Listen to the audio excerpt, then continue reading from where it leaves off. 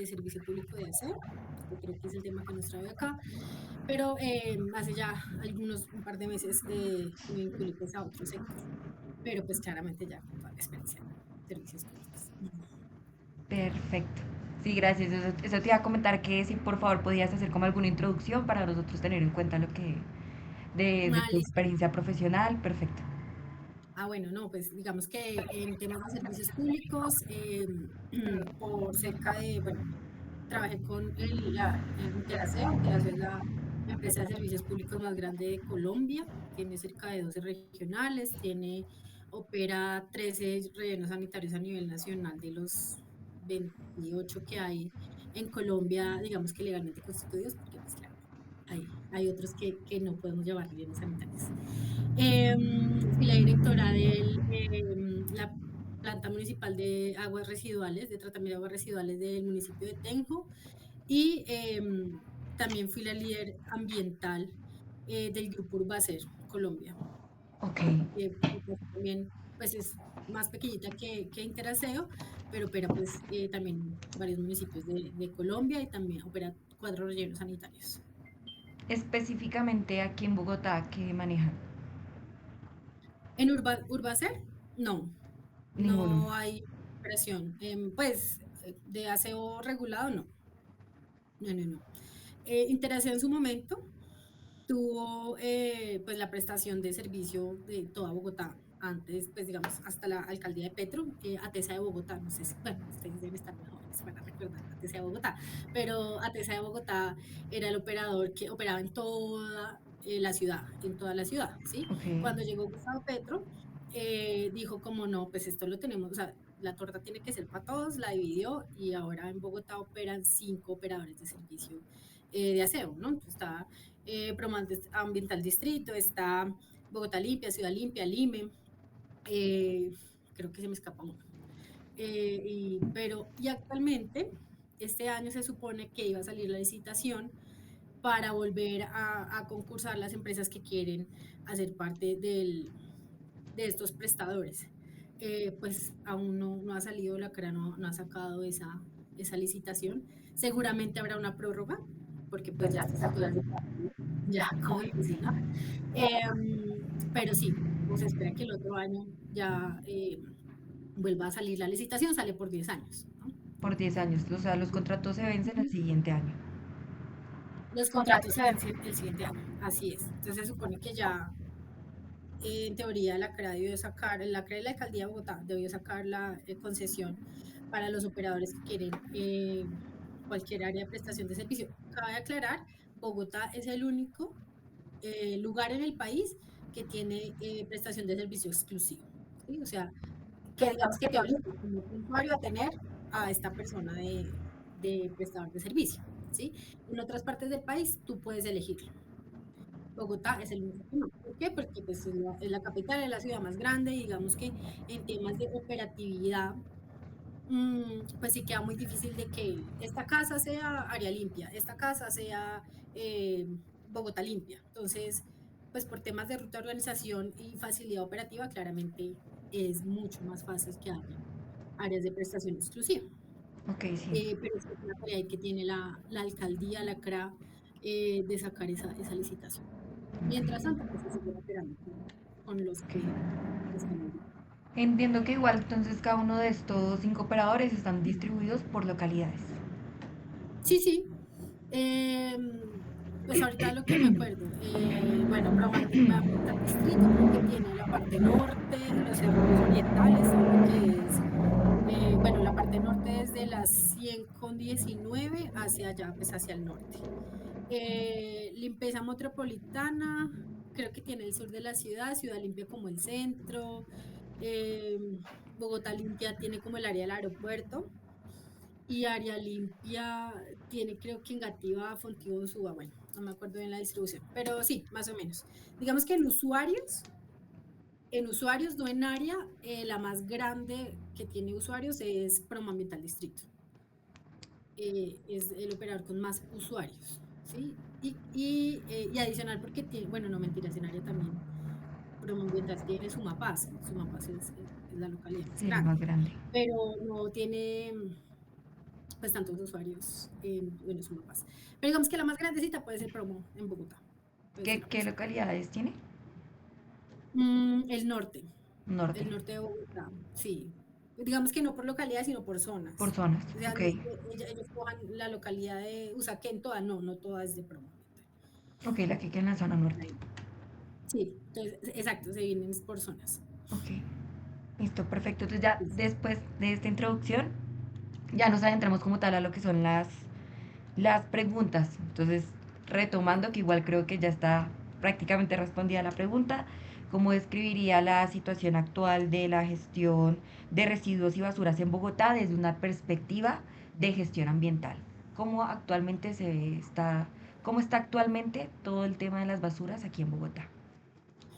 Bueno, yo te voy a contestar desde mi perspectiva ciudadana, habitante de Bogotá, pero también desde la perspectiva de que cómo funciona una planta de servicio público, Ok, ¿cierto? perfecto. Entonces, como bogotana, como Rola, eh, sí se ha visto avances en el tema de cobertura y como orden, por lo mismo que te digo, o sea, que ya hayan zonas definidas para que atienda cierto operador, eso me parece genial, ¿cierto? Y digamos que eso va a claramente estabilizar pues, las rutas, los horarios, macro rutas, micro rutas, definirlas, eso operativamente es muy bueno. Eh, Como operador de servicio, te puedo decir que o los puntos críticos que se generan allí siempre va a ser la cultura y la separación, ¿sí? Eh, no es lo mismo operar el norte de Bogotá que el sur de Bogotá, ¿cierto? Los temas culturales y educativos impactan muchísimo, muchísimo en la generación de residuos. En el norte de Bogotá, pues claramente tú vas a ver todo limpio, ordenado, ¿sí?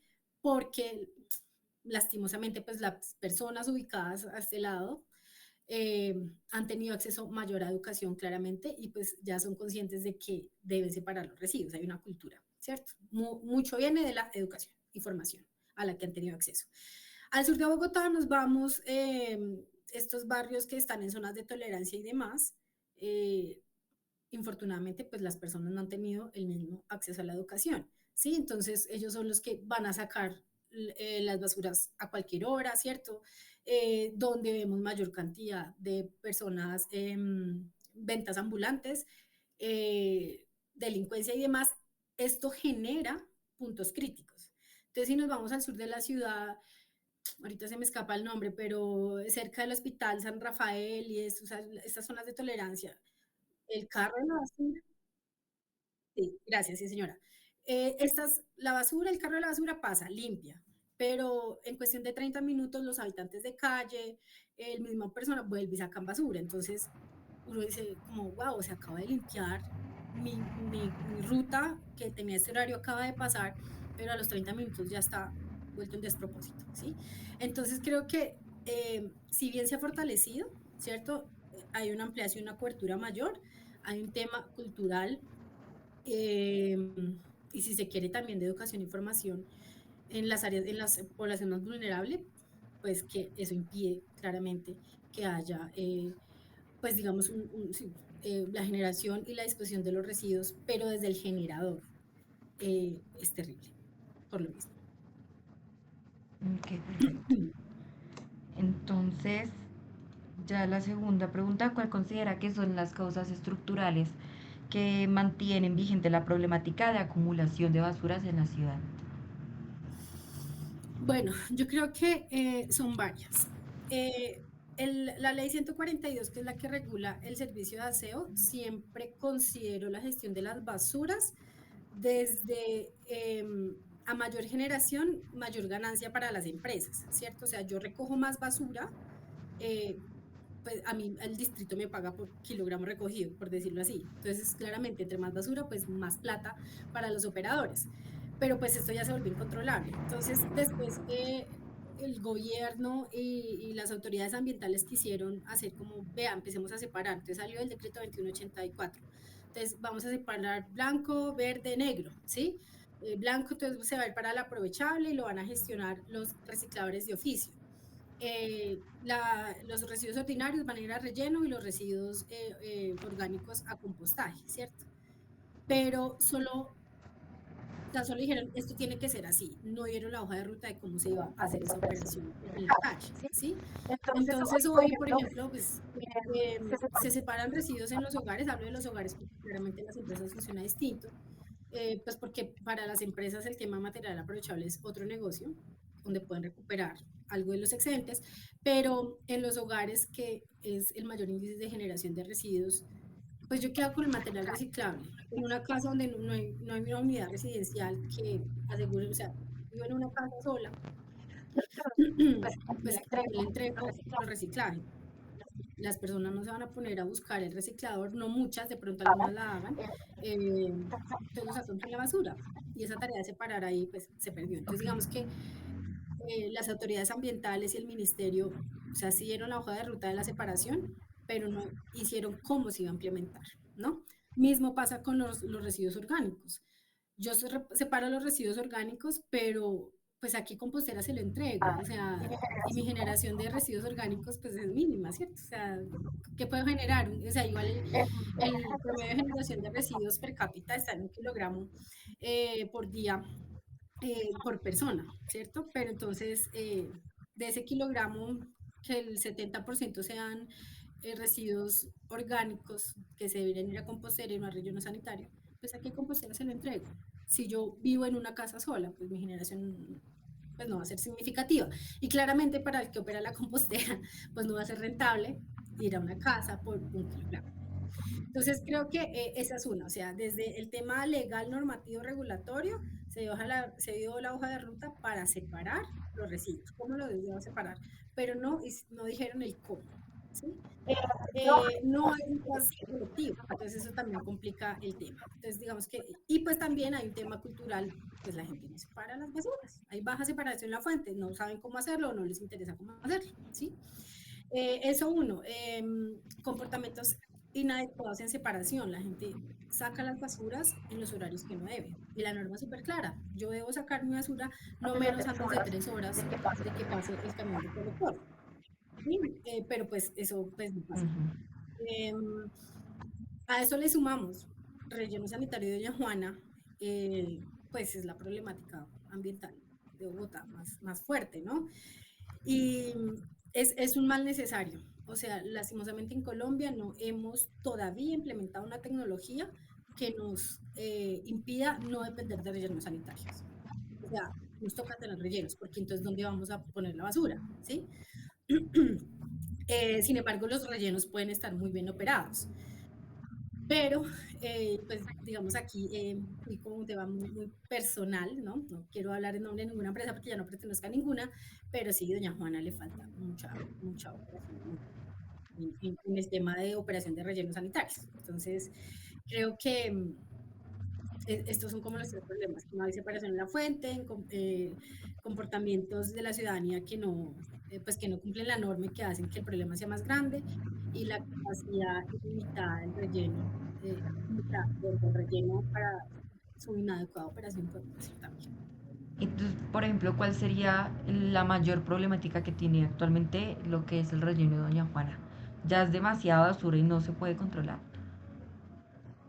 Claro, o sea, el relleno Doña Juana empezó licenciando 2 o 3 vasos, ¿cierto? Y estamos hablando, bueno, no me acuerdo qué año ahorita, pero incluso la norma lo dice, no puedes construir rellenos sanitarios a tantos kilómetros de centros urbanos, de fuentes hídricas, de parques, bueno, en fin. Claro, Doña Juana empezó así, pues porque Bogotá es así, ¿cierto? Pero el crecimiento de la ciudad, incluso al lado del relleno.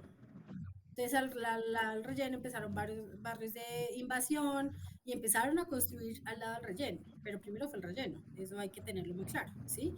Entonces, claro, cuando el relleno se quiere expandir para poder responder a la capacidad de residuos que llegan a Doña Juana, pues ya es un problema, porque es que al lado tengo gente, tengo comunidad, ¿sí? Uno de esos dos. Los residuos en su degradación normal generan lixiviados. Por la cantidad de basura que llega a Doña Juana, pues son piscinas de lixiviados enormes que se tienen que tratar, ¿sí? El tratamiento de los lixiviados para cumplir con la norma es absolutamente costoso. Entonces, todos los lixiviados que se generan deben pasar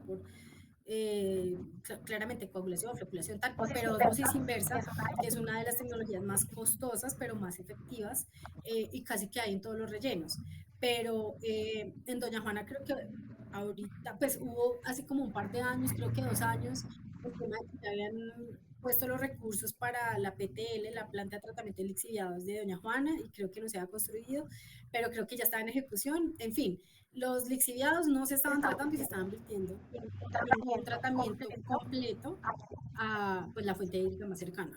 Creo que era el río Tumbolito y pues Ujú. claramente hace parte de la de Bogotá. Entonces, pues imagínate todo esa cadena de problemas, ¿no? Eh, pero digamos que en conclusión de tu pregunta, las causas estructurales que mantienen la problemática, yo creo que una es la inadecuada separación, ¿cierto? Eh, que va muy de la mano de temas culturales por la que no deja la basura y la capacidad limitada del relleno, perdón, del relleno sanitario de Doña Juana. Si nosotros tuviéramos cultura, eh, creería que, pero, o sea, incluso cultura desde el mismo consumismo, ¿no? O sea, si siendo conscientes que yo voy a consumir y mi residuo no se va a eliminar cuando yo lo boto a la basura, creo que seríamos mucho más conscientes en la cantidad de consumo o la forma de consumir que estamos teniendo.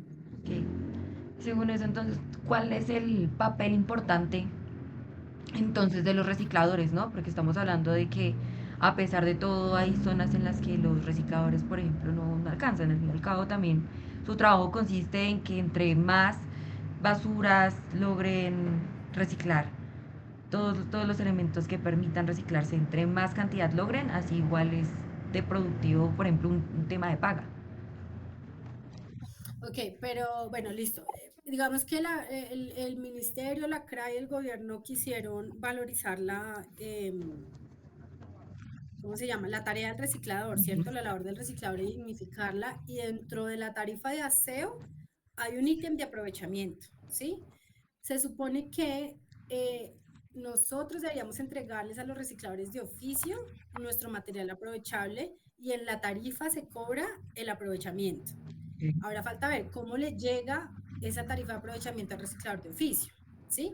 Entonces, para eso se construyeron las ECAS, estaciones de clasificación y aprovechamiento.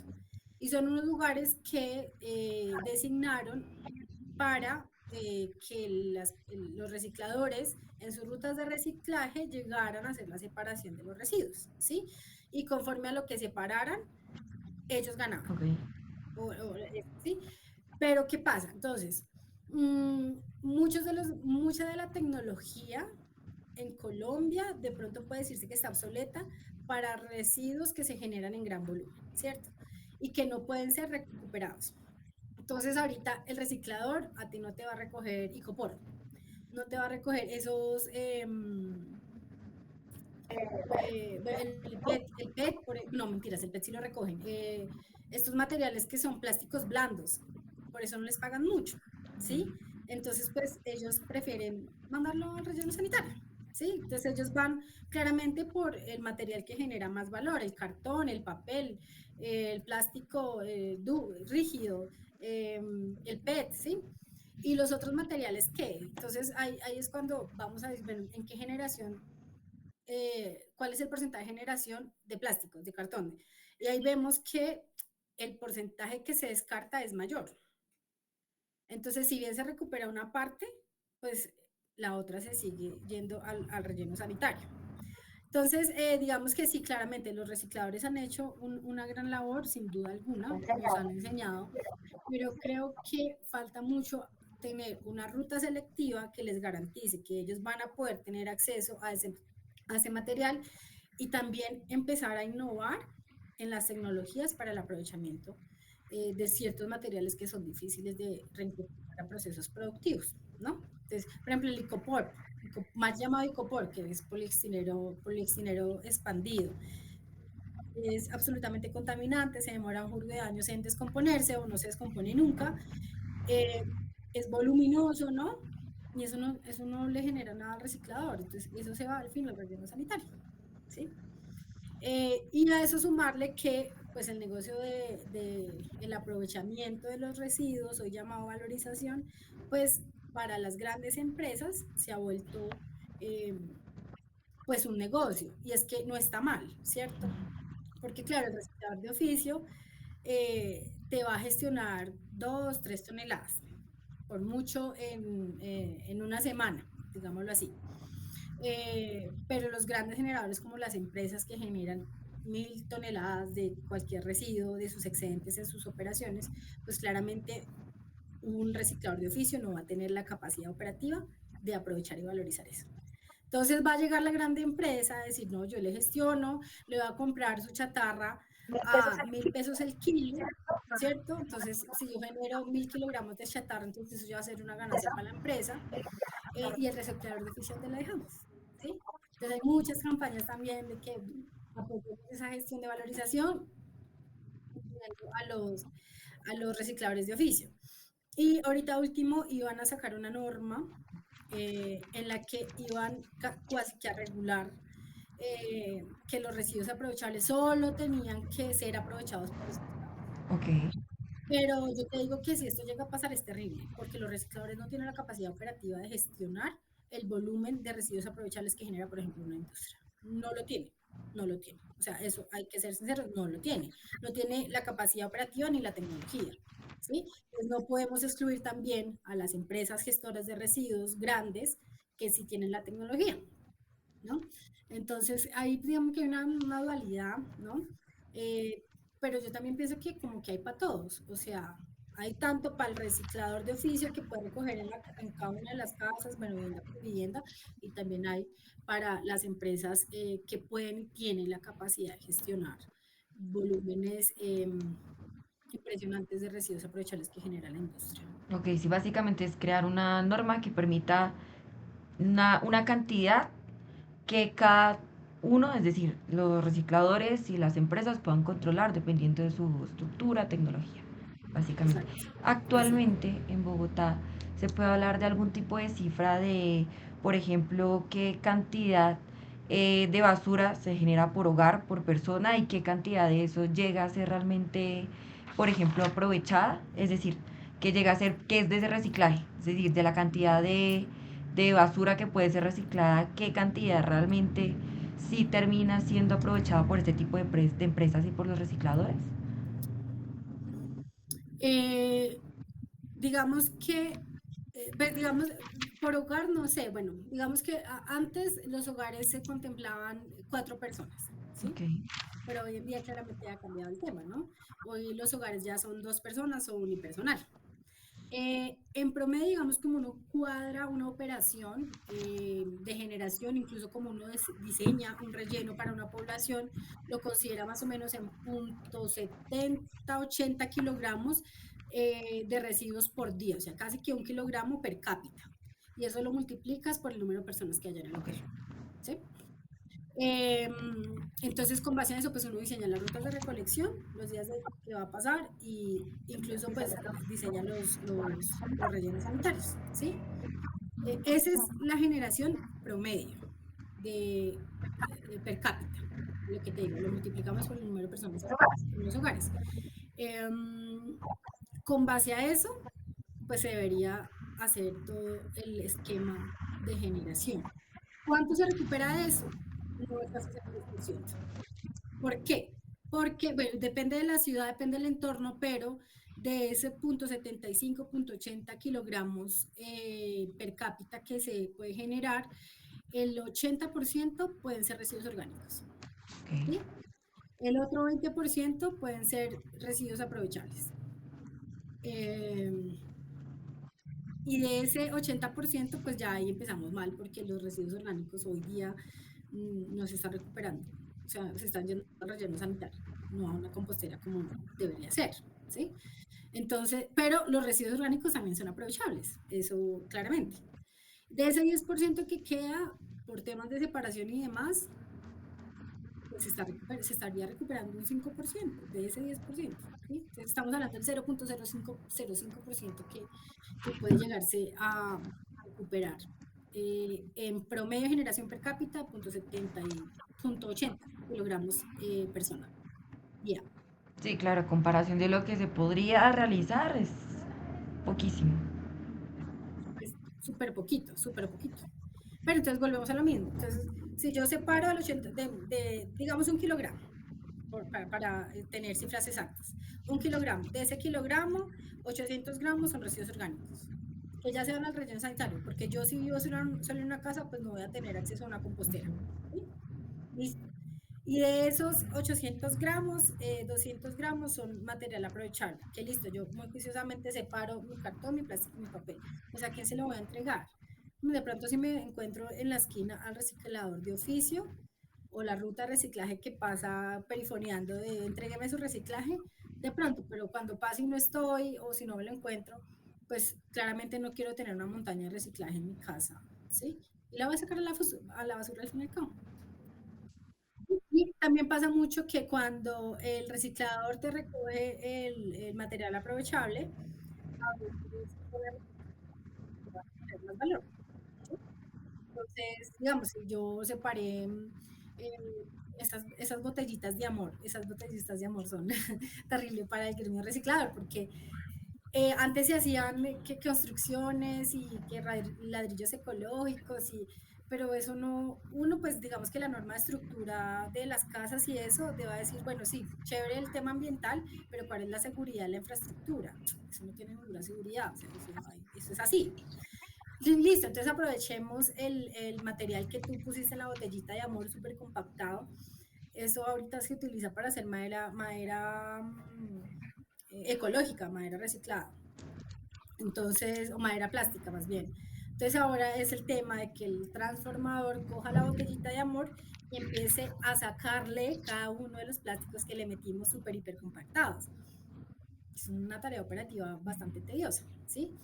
Eh, entonces yo creo que muchas veces hacemos las estrategias de reciclaje muy desde lo pasional, ¿sí? Que desde lo racional. Eh, sí, o sea, hoy día digamos que trabajando también mucho desde el gremio transformador, no, eso es un embalo, uno recoger una botellita de amor, o sea, me toca un aparato que me abra la botellita y que yo pueda sacar eh, el plástico que le superhiper. Ujú. ¿Sí?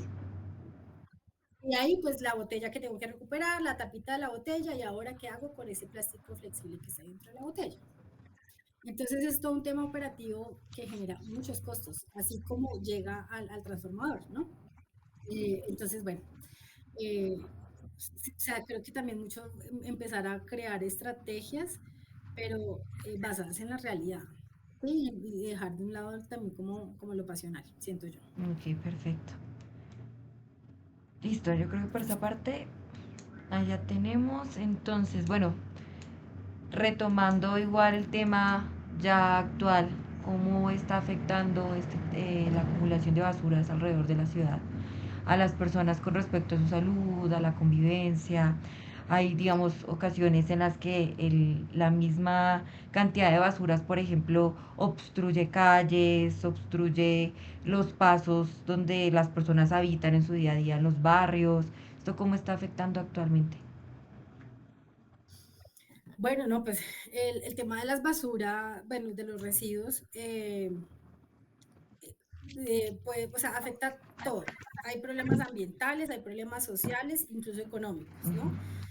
En tema de salud ambiental, por decirlo así, pues la acumulación de basuras me va a generar olores ofensivos, me va a generar proliferación de vectores que transmiten enfermedades, ¿no? Entonces voy a encontrar un montón de palomas que creemos que las palomas son muy inofensivas, no lo son plagas, ¿sí?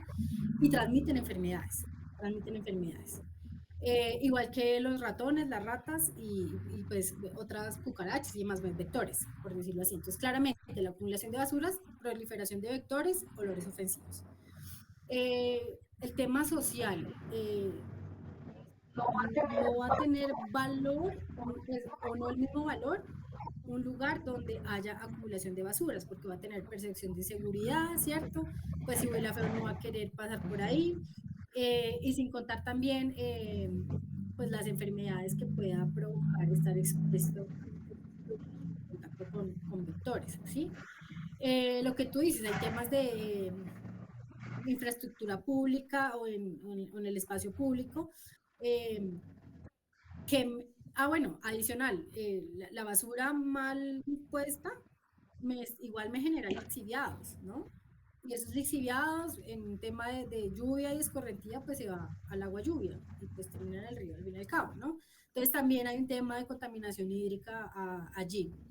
Eh, la afectación económica, entonces lugares donde está basuras acumuladas, pues no van a tener comercio, ¿no? Va también a generarse temas sociales perdona, ya, temas sociales de inseguridad, ¿no? Por la misma condición que esto genera. Y creo que también esta estigmatización social de estos sectores, pues uno que va a querer ir a un lugar que huele a feo, que se ve feo, claramente no. Y hoy los impactos ambientales también se consideran sociales, ¿no? Un impacto social. Entonces, a corto y largo plazo, ¿cuáles serían las problemáticas? Es decir, corto, entonces también podemos hablar de temas de inseguridad y viendo que largo, por ejemplo, las enfermedades. No, corto, yo creo que las problemáticas no se pueden dar a corto o largo plazo, son inmediatas, Ok. ¿sí? Y de pronto en una acumulación, sí se da. O sea, si yo tengo acumulación de basura, si estoy todo el día expuesto a olores ofensivos, o sea, sí o sí va a tener una enfermedad, eso es claramente. O si, no sé, me muerde un ratón, o si el ratón se orina y me infecta la comida, lo que sea. O sea, eso es un tema de, pues, corto plazo, eso es inmediato. Los efectos son inmediatos, ¿sí? ¿Cuál sería entonces una solución? Hablemos de inmediatez para reducir estas problemáticas. De forma inmediata, mm, yo creo que vale la pena volver a apostarle al tema de concientización cultural, formación de cómo debemos separar, ¿cierto? Pero también empezar a hacer un tema de investigación, cuál sería una tecnología y tener referentes mundiales en gestión de residuos, ¿no? Los rellenos sanitarios en Colombia siguen siendo necesarios, pero pues ya no más, ya no podemos llenar de rellenos sanitarios, ¿sí? Ya no, o sea, ya nos dimos cuenta que ya no es una viabilidad ni ambiental, ni social, ni siquiera económica. Entonces, creo que es empezar a investigar qué tecnología podemos traer al país para hacer recuperación, transformación de residuos. Pero pues toca empezar ya. Yo creo que incluso las mismas empresas de aseo ya están muy avanzadas en esto, ¿sí? Te voy a llevar a un caso aislado de Bogotá, archipiélago de San Andrés, que lo tuve de cerca. Eh, es una isla, ¿cierto? 32 kilómetros cuadrados de extensión, súper pequeñita, pero súper hiperpoblada. Y no por sus habitantes, sino por el turismo excesivo que le llega. Asimismo, la generación, ¿cierto? En San Andrés, pues dije, o sea, no es como acá en Bogotá, que estamos en el interior y mal o bien podemos abrir un hueco y enterrar basura, ¿sí? Pero en San Andrés, ¿cómo? Es Ujú. una isla. ¿A dónde le echamos a mar? ¿Tenemos islas de basura? Cuando San Andrés es reserva de la biosfera, ¿cierto? O sea, importancia internacional. Entonces, pues la gente dijo, bueno, ¿qué vamos a hacer? Coralina, que la autoridad ambiental allá, vea, pongámonos las pilas, ya no hay donde echar basura, ¿sí? Entonces ellos, con ayuda obviamente de entes internacionales, hicieron una planta que se llama CDR, combustible derivado de residuos. Es lo que hoy en día está generando el 30% o casi el 30% de energía de la isla. ¿Sí? Sí. Entonces, llegan los residuos, se pasan por una planta de tratamiento de residuos que separa los residuos que tienen mayor poder calorífico, los envían a un horno, ese horno incinera los residuos con el vapor que genera energía para la isla. ¿Sí? Ahora, ay, que toca ay, que quemar la basura contamina. Si tienes un buen tratamiento de control de emisiones, no. Ok. ¿Sí? Entonces, creo que es pensarlo así. Eh, y adicional a eso, en San Andrés hicieron un tema que se llama minería de residuos. Entonces, del vaso conformado en el relleno sanitario, empezaron a extraer residuos para aumentar la vida útil del relleno, ¿sí? Eh, y que esos residuos pudieran pasar por la CDR y generar energía. Entonces, creo que es mucho también, mucho estudio. Eso en las condiciones de San Andrés, claramente yo acá te hablo, pues lo que en su momento se diseñó y se creó. Las condiciones de San Andrés no dan tanto para que esto sea así, se ha generado y se ha mejorado, pero es todo un reto, ¿no? Creo yo que en el interior también sería un reto por la forma del establecimiento como está pues conformado, pero creo que esa es la línea de ruta. O sea, hay que meterle en investigación y desarrollo para saber cuál es la mejor tecnología que nos funciona a nosotros. Tal vez no sea una CDR, tal vez es un sorter, o tal vez es poner en los rellenos sanitarios ECAS, que hacen que todo el residuo fresco que llega va a haber una persona ahí separándolo y que estoy segura que lo reciclado, lo que es aprovechable se va a ir a reciclar y lo que no es aprovechable va a ir a vaso. Y que la persona que está haciendo la separación va a tener un sueldo digno, ¿sí? Pero esa infraestructura, cuánto me cuesta operarla, y cuánto cuesta pues tener una persona o muchas personas haciendo esa separación. Entonces hay que mirar esa viabilidad económica, financiera, y si da un cierre financiero, al fin y al cabo, eso, o sea, si da cierre financiero, eso no es, eso es así, ¿sí? Entonces creo que eso sería una solución inmediata, el tema de formación, empezar a tener temas de investigación y desarrollo de qué tecnologías para, pues no creo que no acabar con los rellenos, porque pues no, o sea, siendo consciente y sensata, no se podría, al fin y al cabo sí va a haber un remanente que sí o sí toca enterrar, pero que ese remanente sea lo mínimo, ¿sí? Y que mi relleno sanitario que lo tenía proyectado para 20 años no se me llene en 5 años, ¿sí? Entonces creo que esto sería también mucho tema de economía circular. Entonces que mis residuos no sean residuos sino recursos. ¿Cómo los puedo volver a incorporar a una cadena productiva y que la solución más fácil no sea disponerlo? ¿Sí? Entonces pues sí, o sea, que me cuesta disponerlo y como me cuesta tanto, mejor miro en qué lo puedo volver a aprovechar. Entonces creo que eso, las industrias lo han tenido mucho en cuenta porque, claro, empezar a disponer residuos a los rellenos sanitarios no puede llegar todo tipo de residuos. Entonces, la norma le dice hay unos residuos especiales que a rellenos sanitarios no puede llegar. ¿Sí? Entonces, la industria cuando se le generan estos residuos, que son grandes cantidades y volúmenes, pues le cuesta mucha plata. Entonces, ¿qué dice? No, o sea, señores de mentes creativas adentro de la industria, mire en qué podemos aprovechar estos excedentes porque me vale mucha plata disponerlo. Entonces, creo que eso mismo, pero en la realidad de los hogares. Entonces, si a mí me costaría mucho más, incluso que el servicio de aseo es costoso, ¿no? Pero creo que si nos costara un poquito más, fuera, o nos cobraran directamente por lo verdaderamente generado, porque hoy en día el esquema es que hacen un aforo general en los barrios y demás, y lo asocian con el consumo de agua o energía que se tenga, ¿no? Y pues no va de la mano.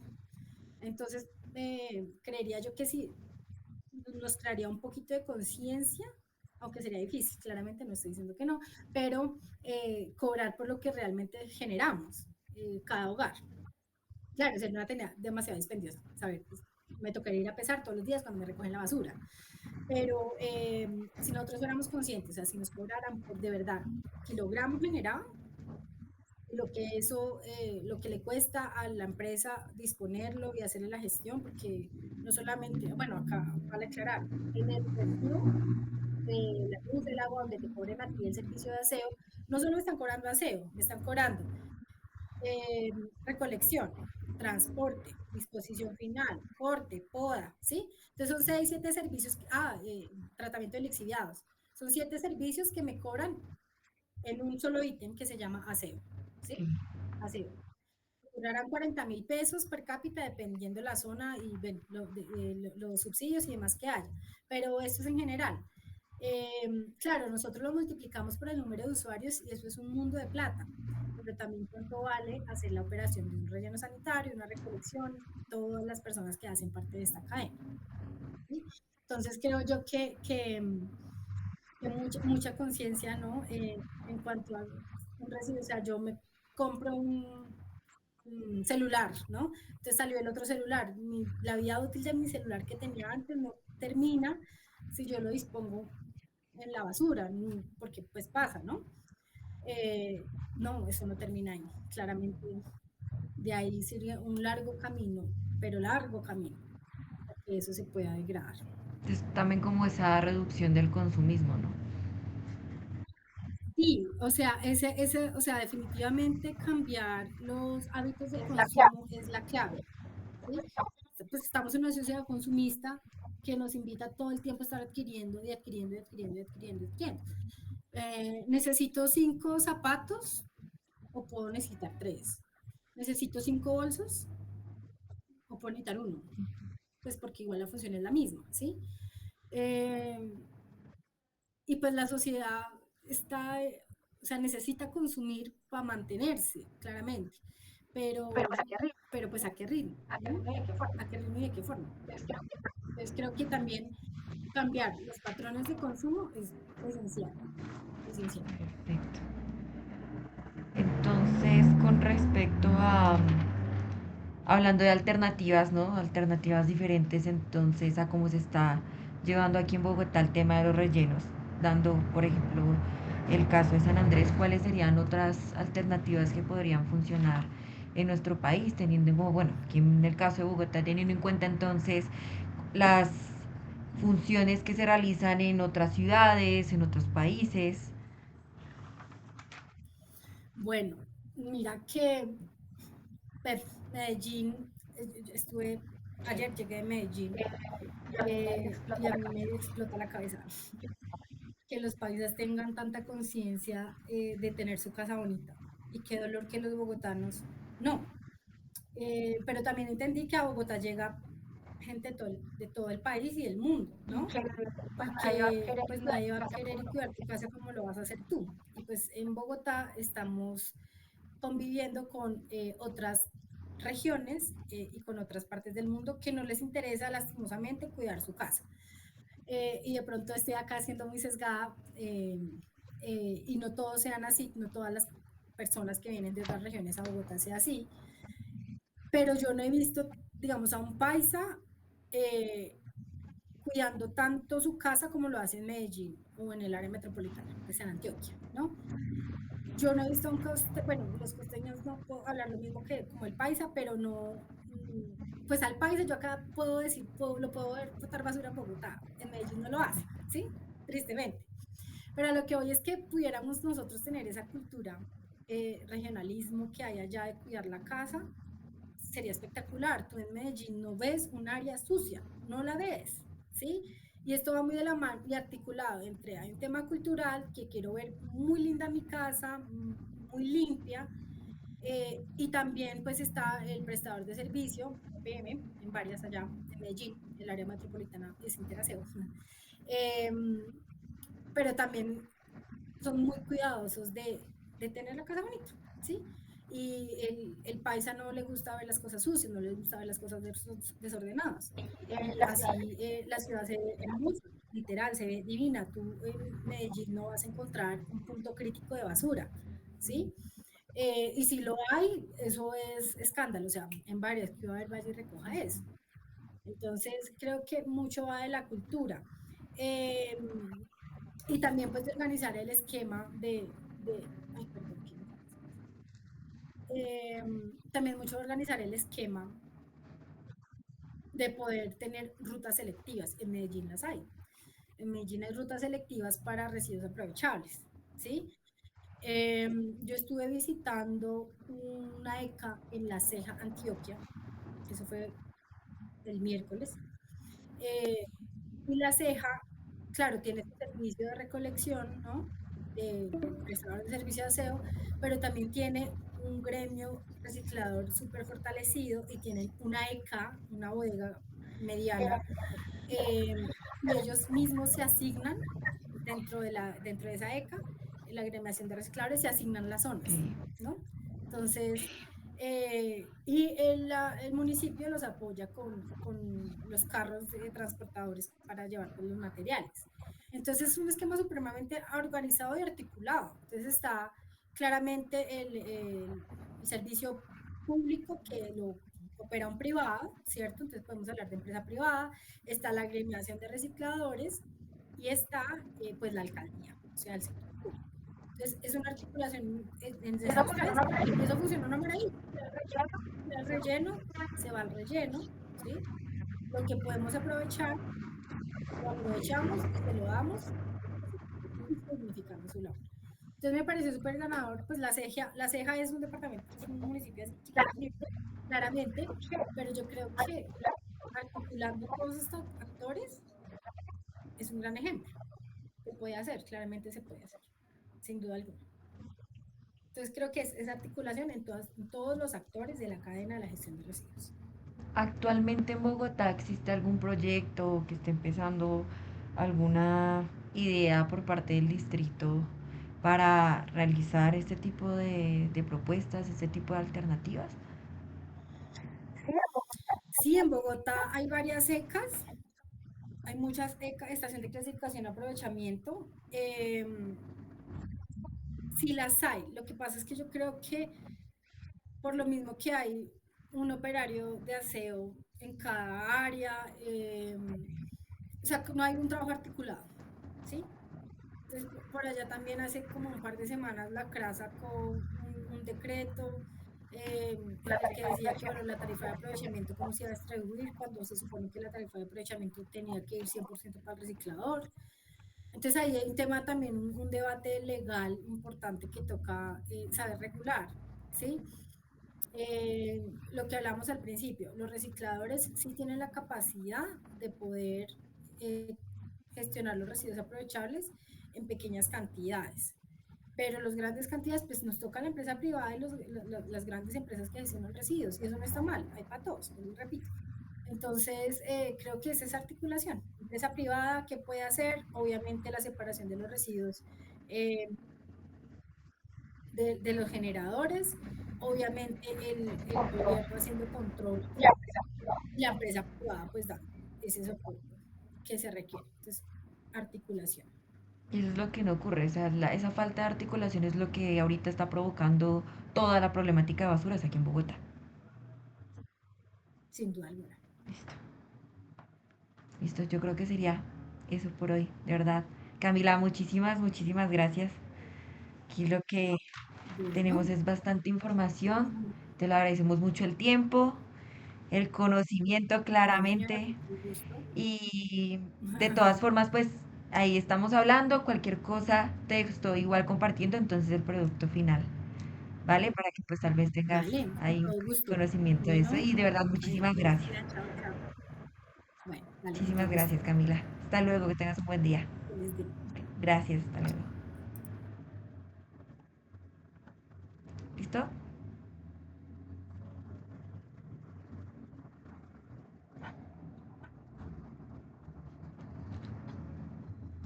¿Listo? ¿Listo? Dios mío, no te escucho. Dime, ¿ya me escuchas? Ella sí me escuchó, ¿cierto? Ya lo apagué, ¿Sí? perdón. Em, ¿Listo? Sí, no, re bien.